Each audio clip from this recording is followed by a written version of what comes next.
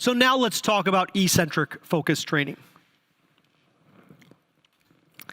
First, let's talk about some means of eccentric training. I'm a huge proponent of the Flywheel. Several years back, this company approached me and said, have you ever heard of Flywheel Training? I had been writing about eccentric training for 10 years prior.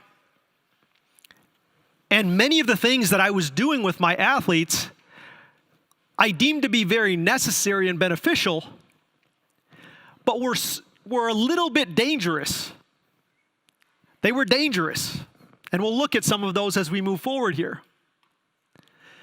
And this company showed me their device, and immediately there was a solution for training eccentric capacities that was not nearly as dangerous.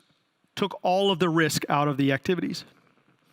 Flywheel training is fantastic because it can permit a greater eccentric force production.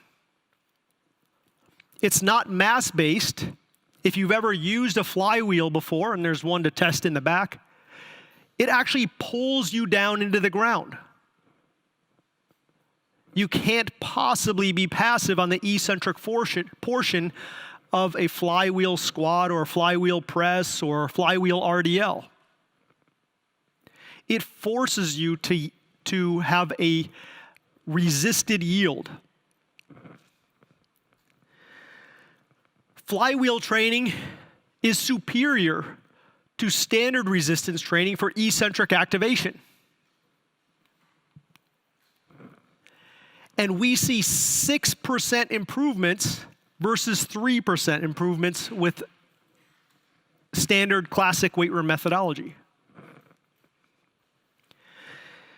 We've also seen that flywheel training is fantastic for improving speed and power output, especially when it's paired with traditional methodology. So although my talk today may sound like I think that eccentric training is the most important thing in the world, I really feel like it's just an overlooked portion of the training. And that we still need to do classic weight room methodology, but tack on, in an intelligent way, eccentric and isometric focus training. So in terms of means of eccentric training, flywheel training is one of my options at the top of the list. It looks something like this. We could do a squat. You'll see at the top of the lift, the flywheel actually flips. And it actually actively pulls me down. The eccentric phase is active. And the more that I put into this device, the harder I stand up, the harder it will pull me down. I'm not sure if this will translate or not, but at my facility, we have nicknamed